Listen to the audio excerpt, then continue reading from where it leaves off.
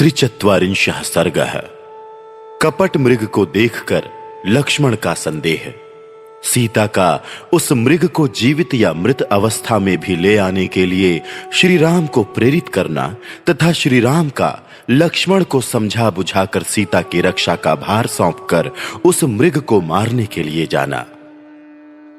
वह मृग सोने और चांदी के समान कांति वाले पार्श्व भागों से सुशोभित था।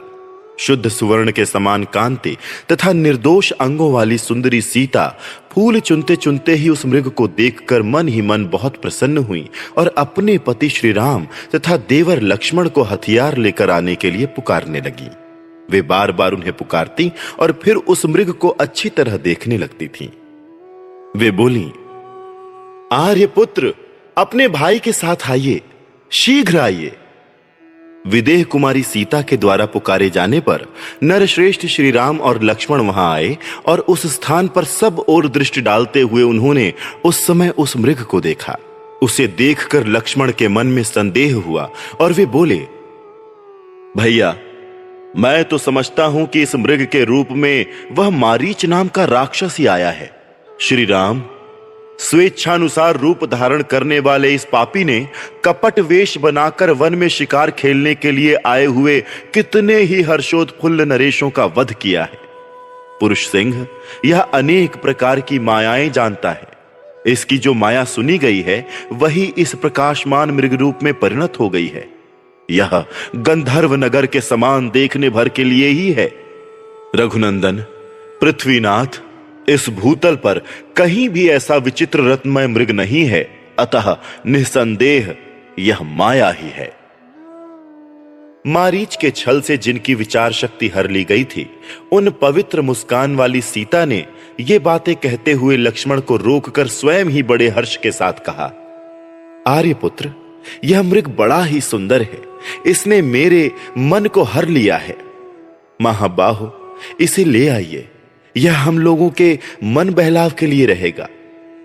राजन, महाबाहो, यद्यपि हमारे इस आश्रम पर बहुत से पवित्र एवं दर्शनीय मृग एक साथ आकर चरते हैं तथा श्रिमर, चमर, रीछ, चितकबरे मृगों के झुंड, वानर तथा सुंदर रूप वाले महाबली किन्नर भी विचरण करते हैं, तथापि आज के पहले मैंने दूसरा कोई ऐसा तेजस्वी, सौम्य और दीप्तिमान मृग नहीं देखा था जैसा कि यह श्रेष्ठ मृग दिखाई दे रहा है। नाना प्रकार के रंगों से युक्त होने के कारण इसके अंग विचित्र जान पड़ते हैं। ऐसा प्रतीत होता है मानो यह अंगों का ही बना हुआ हो। मेरे आगे निर्भय एवं शांत भाव से स्थित होकर इस वन को प्रकाशित करता हुआ यह चंद्रमा के समान शोभा पा रहा है। इसका अद्भुत रूप है, इसकी शोभा अवर्णनीय है, इसकी स्वर संपत्ति बड़ी सुंदर है। विचित्र अंगों से सुशोभित यह अद्भुत मृग मेरे मन को मोह लेता है। यदि यह मृग जीते जी ही आपकी पकड़ में आ जाए तो एक आश्चर्य की वस्तु होगा और सबके हृदय में विस्मय उत्पन्न कर देगा। जब हमारे वनवास की अवधि पूरी हो जाएगी और हम पुनः अपना राज्य पा लेंगे, उस समय यह मृग हमारे अंतःपुर की शोभा बढ़ाएगा। प्रभु, इस मृग का यह दिव्य रूप भरत के, आपके, मेरी सासुओं के और मेरे लिए भी विस्मयजनक होगा। हे पुरुष सिंह, यदि कदाचित यह श्रेष्ठ मृग जीते जी ना पकड़ा जा सके तो इसका चमड़ा ही बहुत सुंदर होगा। घास फूस की बनी हुई चटाई पर इस मरे हुए मृग का सुवर्ण में चमड़ा बिछाकर मैं इस पर आपके साथ बैठना चाहती हूं। यद्यपि स्वेच्छा से प्रेरित होकर अपने पति को ऐसे काम में लगाना यह भयंकर स्वेच्छाचार है और साध्वी स्त्रियों के लिए उचित नहीं माना गया है, तथापि इस जंतु के शरीर ने मेरे हृदय में विस्मय उत्पन्न कर दिया है। इसीलिए मैं इसको पकड़ लाने के लिए अनुरोध करती हूं। सुनहरी रोमावली, इंद्रनील मणि के समान सींग, उदय काल के सूर्य की सी कांति तथा नक्षत्र लोक की भांति बिंदु युक्त तेज से सुशोभित उस मृग को देखकर श्री रामचंद्र जी का मन भी विस्मित हो उठा। सीता की ये बातें सुनकर, उस मृग के अद्भुत रूप को देखकर, उसके उस रूप पर लुभाकर और सीता से प्रेरित होकर हर्ष से भरे हुए श्री राम ने अपने भाई लक्ष्मण से कहा, लक्ष्मण, देखो तो सही, विदेह नंदिनी सीता के मन में इस मृग को पाने के लिए कितनी प्रबल इच्छा जाग उठी है। वास्तव में इसका रूप है भी बहुत सुंदर। अपने रूप की इस श्रेष्ठता के कारण ही यह मृग आज जीवित नहीं रह सकेगा। सुमित्रा नंदन, देवराज इंद्र के नंदन वन में और कुबेर के चैत्र रथ वन में भी कोई ऐसा मृग नहीं होगा जो इसकी समानता कर सके। फिर पृथ्वी पर तो हो ही कहां से सकता है। टेढ़ी और सीधी रुधिर रोमावलियां इस मृग के शरीर का आश्रय ले सुनहरे बिंदुओं से चित्रित हो बड़ी शोभा पा रही हैं। देखो ना, जब ये जम्हाई लेता है तब इसके मुख से प्रज्वलित अग्निशिखा के समान दमकती हुई जीहवा बाहर निकल आती है और मेघ से प्रकट हुई बिजली के समान चमकने लगती है। इसका मुख संपुट इंद्रनील मणि के बने हुए चषक के समान जान पड़ता है। उधर शंख और मोती के समान सफेद है।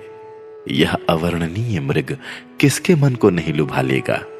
नाना प्रकार के रत्नों से विभूषित इसके सुनहरी प्रभा वाले दिव्य रूप को देखकर किसके मन में विस्मय नहीं होगा। लक्ष्मण, राजा लोग बड़े बड़े वनों में मृगया खेलते समय मांस के लिए और शिकार खेलने का शौक पूरा करने के लिए भी धनुष हाथ में लेकर मृगों को मारते हैं। मृगया के उद्योग से ही राजा लोग विशाल वन में धन का भी संग्रह करते हैं, क्योंकि वहां मणि, रत्न और सुवर्ण आदि से युक्त नाना प्रकार की धातुएं उपलब्ध होती हैं। लक्ष्मण, कोष की वृद्धि करने वाला वह वन्य धन मनुष्यों के लिए अत्यंत उत्कृष्ट होता है। ठीक उसी तरह जैसे ब्रह्म भाव को प्राप्त हुए पुरुष के लिए मन के चिंतन मात्र से प्राप्त हुई सारी वस्तुएं अत्यंत उत्तम बताई गई हैं। लक्ष्मण, अर्थी मनुष्य जिस अर्थ का संपादन करने के लिए उसके प्रति आकृष्ट हो बिना विचारे ही चल देता है, उस अत्यंत आवश्यक प्रयोजन को ही अर्थ साधन में चतुर एवं अर्थशास्त्र के ज्ञाता विद्वान अर्थ कहते हैं। इस रत्न स्वरूप श्रेष्ठ मृग के बहुमूल्य सुनहरे चमड़े पर सुंदरी विदेह राजनंदिनी सीता मेरे साथ बैठेंगी। कदली, प्रियक, प्रवीण और अवि की त्वचा भी स्पर्श करने में इस कांचन मृग के छाले के समान कोमल एवं सुखद नहीं हो सकती, ऐसा मेरा विश्वास है। यह सुंदर मृग और वह जो दिव्य आकाशचारी मृग है, ये दोनों ही दिव्य मृग हैं। इनमें से एक तारा मृग और दूसरा मही मृग है। लक्ष्मण, तुम मुझसे जैसा कह रहे हो, यदि वैसा ही यह मृग हो, यदि ये राक्षस की माया ही हो, तो भी मुझे उसका वध करना ही चाहिए, क्योंकि अपवित्र चित्त वाले इस क्रूर कर्मा मारीच ने वन में विचरते समय पहले अनेकानेक श्रेष्ठ मुनियों की हत्या की है। इसने मृगया के समय प्रकट होकर बहुत से महाधनुर्धर नरेशों का वध किया है। अतः इस मृग के रूप में इसका भी वध अवश्य करने योग्य है। इसी वन में पहले वातापी नामक राक्षस रहता था, जो तपस्वी महात्माओं का तिरस्कार करके कपटपूर्ण उपाय से उनके पेट में पहुंच जाता और जैसे खच्चरी को अपने ही गर्भ का बच्चा नष्ट कर देता है, उसी प्रकार उन ब्रह्मर्षियों को नष्ट कर देता था। वह वातापी एक दिन दीर्घ काल के पश्चात लोभवश तेजस्वी महामुनि अगस्त्य जी के पास जा पहुंचा और उनका आहार बन गया, उनके पेट में पहुंच गया। श्राद्ध के अंत में जब वह अपना राक्षस रूप प्रकट करने की इच्छा करने लगा, उनका पेट फाड़कर निकल आने को उद्यत हुआ, तब उस वातापी को लक्ष्य करके भगवान अगस्त्य मुस्कुराए और उससे इस प्रकार बोले, वातापे, तुमने बिना सोचे विचारे इस जीव जगत में बहुत से श्रेष्ठ ब्राह्मणों को अपने तेज से तिरस्कृत किया है। उसी पाप से अब तुम पच गए। लक्ष्मण, जो सदा धर्म में तत्पर रहने वाले मुझ जैसे जितेंद्रिय पुरुष का भी अतिक्रमण करे, उस मारीच नामक राक्षस को भी वातापी के समान ही नष्ट हो जाना चाहिए। जैसे वातापी अगस्त्य के द्वारा नष्ट हुआ, उसी प्रकार यह मारीच अब मेरे सामने आकर अवश्य ही मारा जाएगा। तुम अस्त्र और कवच आदि से सुसज्जित हो जाओ और यहां सावधानी के साथ मिथिलेश कुमारी की रक्षा करो। रघुनंदन, हम लोगों का जो आवश्यक कर्तव्य है वह सीता की रक्षा के ही अधीन है। मैं उस मृग को मार डालूंगा अथवा उसे जीता ही पकड़ लाऊंगा। सुमित्रा कुमार लक्ष्मण, देखो इस मृग का चर्म हस्तगत करने के लिए विदेह नंदिनी को कितनी उत्कंठा हो रही है, इसलिए इस मृग को ले आने के लिए मैं तुरंत ही जा रहा हूं। इस मृग को मारने का प्रधान हेतु है इसके चमड़े को प्राप्त करना। आज इसी के कारण यह मृग जीवित नहीं रह सकेगा। लक्ष्मण, तुम आश्रम पर रहकर सीता के साथ सावधान रहना। सावधानी के साथ तब तक इसकी रक्षा करना जब तक कि मैं एक ही बाण से इस चितकबरे मृग को मार नहीं डालता हूं। मारने के पश्चात इसका चमड़ा लेकर मैं शीघ्र लौट आऊंगा। लक्ष्मण, बुद्धिमान पक्षी गृध्रराज जटायु बड़े ही बलवान और सामर्थ्यशाली हैं। उनके साथ ही यहां सदा सावधान रहना। मिथिलेश कुमारी सीता को अपने संरक्षण में लेकर प्रतिक्षण सब दिशाओं में रहने वाले राक्षसों की ओर से चौकन्ने रहना। चतुश्चत्वारिंशः सर्गः। श्री राम के द्वारा मारीच का वध और उसके द्वारा सीता और लक्ष्मण के पुकारने का शब्द सुनकर श्री राम की चिंता। लक्ष्मण को इस प्रकार आदेश देकर रघुकुल का आनंद बढ़ाने वाले महातेजस्वी श्री रामचंद्र जी ने सोने की मूठ वाली तलवार कमर में बांध ली। तत्पश्चात महापराक्रमी रघुनाथ जी 3 स्थानों में झुके हुए अपने आभूषण रूप धनुष को हाथ में ले पीठ पर 2 तरकस बांधकर वहां से चल दिए। राजाधिराज श्री राम को आते देख वह वन्य मृगों का राजा कांचन मृग भय के मारे छिप गया, किंतु फिर तुरंत ही उनके दृष्टिपथ में आ गया। तब तलवार बांधे और धनुष लिए श्री राम जिस ओर वह मृग था उसी ओर दौड़े। धनुर्धर श्री राम ने देखा वह अपने रूप से सामने की दिशा को प्रकाशित सी कर रहा था। उस महान वन में वह पीछे की ओर देख देख कर आगे की ओर भाग रहा था। कभी छलांगे मारकर बहुत दूर निकल जाता और कभी इतना निकट दिखाई देता कि हाथ से पकड़ लेने का लोभ पैदा कर देता था। कभी डरा हुआ, कभी घबराया हुआ और कभी आकाश में उछलता हुआ दिख पड़ता था। कभी वन के किन्हीं स्थानों में छिपकर अदृश्य हो जाता था, मानो शरद ऋतु का चंद्रमंडल मेघ खंडों में आवृत हो गया हो। एक ही मुहूर्त में वह निकट दिखाई देता और पुनः बहुत दूर के स्थान में चमक उठता था। इस तरह प्रकट होता और छिपता हुआ वह मृग रूपधारी मारीच श्री रघुनाथ जी को उनके आश्रम से बहुत दूर खींच ले गया। उस समय उससे मोहित और विवश होकर श्री राम कुछ कुपित हो उठे और थक कर एक जगह छाया का आश्रय ले हरी हरी घास वाली भूमि पर खड़े हो गए। इस मृग रूपधारी निशाचर ने उन्हें उन्मत्त सा कर दिया था। थोड़ी ही देर में वह दूसरे मृगों से घिरा हुआ पास ही दिखाई दिया। श्री राम मुझे पकड़ना चाहते हैं, यह देखकर वह फिर भागा और भय के मारे पुनः तत्काल ही अदृश्य हो गया। तदनंतर वह पुनः दूरवर्ती वृक्ष समूह से होकर निकला। उसे देखकर महातेजस्वी श्री राम ने मार डालने का निश्चय किया। तब वहां क्रोध में भरे हुए बलवान राघवेंद्र श्री राम ने तरकस से सूर्य की किरणों के समान तेजस्वी एक प्रज्वलित एवं शत्रु संहारक बाण निकालकर उसे अपने सुदृढ़ धनुष पर रखा और उस धनुष को जोर से खींचकर उस मृग को ही लक्ष्य करके फुफकारते सर्प के समान सनसनाता हुआ वह प्रज्वलित एवं तेजस्वी बाण जिसे ब्रह्मा जी ने बनाया था छोड़ दिया। वज्र के समान तेजस्वी उस उत्तम बाण ने मृग रूपधारी मारीच के शरीर को चीरकर उसके हृदय को भी विदीर्ण कर दिया। उसकी चोट से अत्यंत आतुर हो वह राक्षस ताड़ के बराबर उछलकर पृथ्वी पर गिर पड़ा। उसका जीवन समाप्त हो चला। वह पृथ्वी पर पड़ा पड़ा भयंकर गर्जना करने लगा। मरते समय मारीच ने अपने उस कृत्रिम शरीर को त्याग दिया। फिर रावण के वचन का स्मरण करके उस राक्षस ने सोचा किस उपाय से सीता लक्ष्मण को यहां भेज दे और सूने आश्रम से रावण उसे हर ले जाए। रावण के बताए हुए उपाय को काम में लाने का अवसर आ गया है, यह समझकर उसने श्री रामचंद्र जी के ही समान स्वर में हां सीते, हां लक्ष्मण कहकर पुकारा। श्री राम के अनुपम बाण से उसका मर्म विदीर्ण हो गया था, अतः उस मृग रूप को त्याग कर उसने राक्षस रूप धारण कर लिया। प्राण त्याग करते समय मारीच ने अपने शरीर को बहुत बड़ा बना लिया था। भयंकर दिखाई देने वाले उस राक्षस को भूमि पर पड़कर खून से लथपथ हो धरती पर लोटते और छटपटाते देख श्री राम को लक्ष्मण की कही हुई बात याद आ गई और वे मन ही मन सीता की चिंता करने लगे।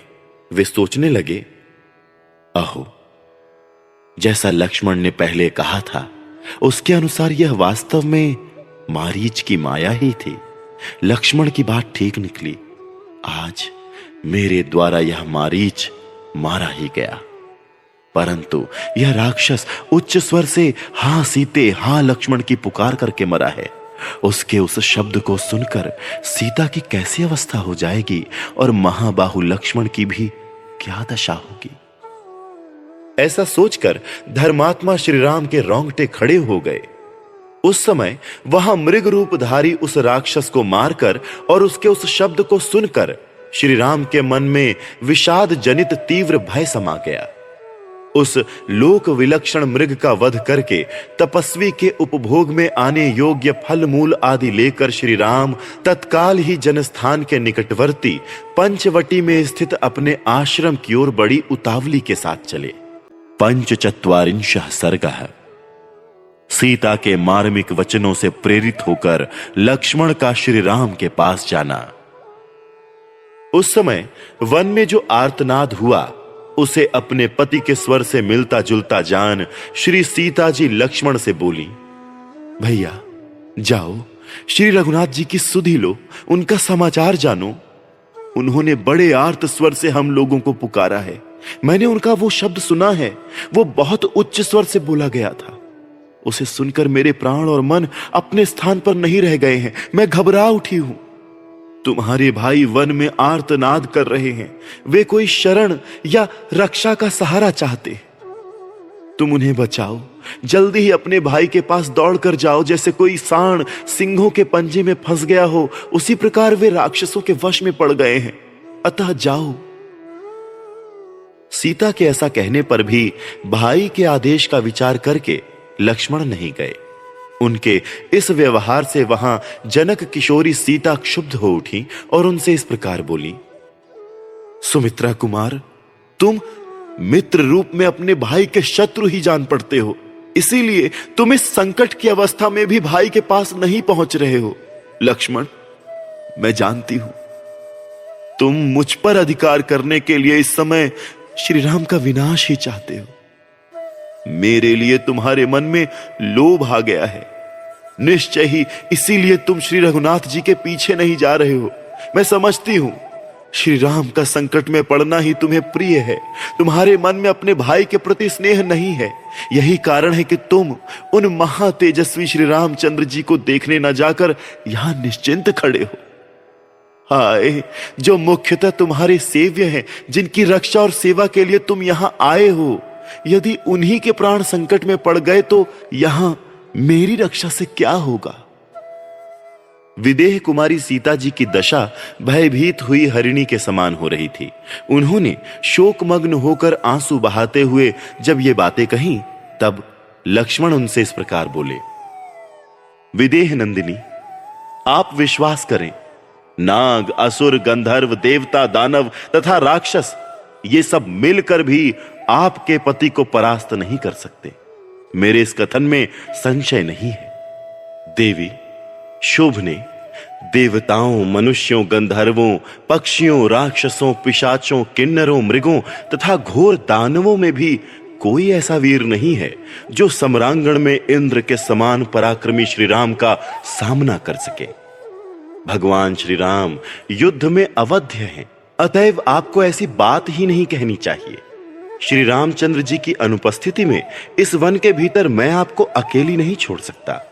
सैनिक बल से संपन्न बड़े बड़े राजा अपनी सारी सेनाओं के द्वारा भी श्री राम के बल को कुंठित नहीं कर सकते। देवताओं तथा इंद्र आदि के साथ मिले हुए तीनों लोक भी यदि आक्रमण कर दें तो भी वो श्री राम के बल का वेग नहीं रोक सकते। अतः आपका हृदय शांत हो, आप संताप छोड़ दें। आपके पतिदेव उस सुंदर मृग को मारकर शीघ्र ही लौट आएंगे।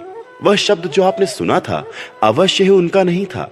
किसी देवता ने कोई शब्द प्रकट किया हो ऐसी बात भी नहीं है। वह तो उस राक्षस की गंधर्व नगर के समान झूठी माया ही थी। सुंदरी, विदेह नंदिनी, महात्मा श्री रामचंद्र जी ने मुझ पर आपकी रक्षा का भार सौंपा है।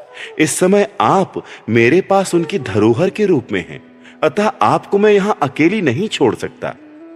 कल्याणमयी देवी, जिस समय खर का वध किया गया उस समय जनस्थान निवासी दूसरे बहुत से राक्षस भी मारे गए थे। इस कारण इन निशाचरों ने हमारे साथ वैर बांध लिया है। विदेह नंदिनी, प्राणियों के हिंसा ही जिनका क्रीड़ा विहार या मनोरंजन है, वे राक्षस ही इस विशाल वन में नाना प्रकार की बोलियां बोला करते हैं, अतः आपको चिंता नहीं करनी चाहिए। लक्ष्मण के ऐसा कहने पर सीता को बड़ा क्रोध हुआ। उनकी आंखें लाल हो गईं और वे सत्यवादी लक्ष्मण से कठोर बातें कहने लगी। अनार्य, निर्दयी, क्रूर कर्मा, कुलांगार, मैं तुझे खूब समझती हूं। श्री राम किसी भारी विपत्ति में पड़ जाएं, यही तुझे प्रिय है, इसीलिए तू राम पर संकट आया हुआ देखकर भी ऐसी बातें बना रहा है। लक्ष्मण, तेरे जैसे क्रूर एवं सदा छिपे हुए शत्रुओं के मन में इस तरह का पाप पूर्ण विचार होना कोई आश्चर्य की बात नहीं है। तू बड़ा तुष्ट है। श्री राम को अकेले वन में आते देख मुझे प्राप्त करने के लिए ही अपने भाव को छिपाकर तू भी अकेला ही इनके पीछे पीछे चला आया है। अथवा यह भी संभव है कि भरत ने ही तुझे भेजा हो, परंतु सुमित्रा कुमार, तेरा या भरत का वह मनोरथ सिद्ध नहीं हो सकता। नील कमल के समान श्याम सुंदर कमल नयन श्री राम को पति रूप में पाकर मैं दूसरे किसी क्षुद्र पुरुष की कामना कैसे कर सकती हूं। सुमित्रा कुमार, मैं तेरे सामने ही निसंदेह अपने प्राण त्याग दूंगी, किंतु श्री राम के बिना एक क्षण भी इस भूतल पर जीवित नहीं रह सकूंगी। सीता ने जब इस प्रकार कठोर एवं रोंगटे खड़े कर देने वाली बात कही, तब जितेंद्रिय लक्ष्मण हाथ जोड़कर उनसे बोले, देवी, मैं आपकी बात का जवाब नहीं दे सकता, क्योंकि आप मेरे लिए आराधनीय देवी के समान हैं। मिथिलेश कुमारी, ऐसी अनुचित और प्रतिकूल बातें मुंह से निकालना स्त्रियों के लिए आश्चर्य की बात नहीं है, क्योंकि संसार में नारियों का ऐसा स्वभाव बहुधा देखा जाता है। स्त्रियां प्रायः विनय आदि धर्मों से रहित, चंचल, कठोर तथा घर में फूट डालने वाली होती हैं। विदेह कुमारी जानकी, आपकी यह बात मेरे दोनों कानों में तपाए हुए लोहे के समान लगी है। मैं ऐसी बात सह नहीं सकता। इस वन में विचरने वाले सभी प्राणी साक्षी होकर मेरा कथन सुने। मैंने न्याय युक्त बात कही है, तो भी आपने मेरे प्रति ऐसी कठोर बात अपने मुंह से निकाली है। निश्चय ही आज आपकी बुद्धि मारी गई है। आप नष्ट होना चाहती हैं। धिक्कार है आपको जो आप मुझ पर ऐसा संदेह करती हैं। मैं बड़े भाई की आज्ञा का पालन करने में दृढ़ता पूर्वक तत्पर हूं और आप केवल नारी होने के कारण साधारण स्त्रियों के दुष्ट स्वभाव को अपनाकर मेरे प्रति ऐसी आशंका करती हैं। अच्छा, अब मैं वहीं जाता हूं जहां भैया श्री राम गए हैं। सुमुखी, आपका कल्याण हो। विशाल लोचने, वन के संपूर्ण देवता आपकी रक्षा करें, क्योंकि इस समय मेरे सामने जो बड़े भयंकर अपशकुन प्रकट हो रहे हैं, उन्होंने मुझे संशय में डाल दिया है। क्या मैं श्री रामचंद्र जी के साथ लौटकर पुनः आपको सकुशल देख सकूंगा? लक्ष्मण के ऐसा कहने पर जनक किशोरी सीता रोने लगी। उनके नेत्रों से आंसुओं की तीव्र धारा बह चली। वे उन्हें इस प्रकार उत्तर देती हुई बोली, लक्ष्मण, मैं श्री राम से बिछुड़ जाने पर गोदावरी नदी में समा जाऊंगी, अथवा गले में फांसी लगा लूंगी, अथवा पर्वत के दुर्गम शिखर पर चढ़कर वहां से अपने शरीर को नीचे डाल दूंगी, या तीव्र विषपान कर लूंगी, अथवा जलती हुई आग में प्रवेश कर जाऊंगी, परंतु श्री रघुनाथ जी के सिवा दूसरे किसी पुरुष का कदापि स्पर्श नहीं करूंगी। लक्ष्मण के सामने यह प्रतिज्ञा करके शोकमग्न होकर रोती हुई सीता अधिक दुख के कारण दोनों हाथों से अपने उदर पर आघात करने लगी, छाती पीटने लगी। विशाल लोचना सीता को आर्त होकर रोती देख सुमित्रा कुमार लक्ष्मण ने मन ही मन उन्हें सांत्वना दी, परंतु सीता उस समय अपने देवर से कुछ नहीं बोली। तब मन को वश में रखने वाले लक्ष्मण ने दोनों हाथ जोड़ कुछ झुककर मिथिलेश कुमारी सीता को प्रणाम किया और बारंबार उनकी ओर देखते हुए वे श्री रामचंद्र जी के पास चल दिए। इस प्रकार श्री वाल्मीकि निर्मित आर्ष रामायण आदि काव्य के अरण्य कांड में 45वां सर्ग पूरा हुआ।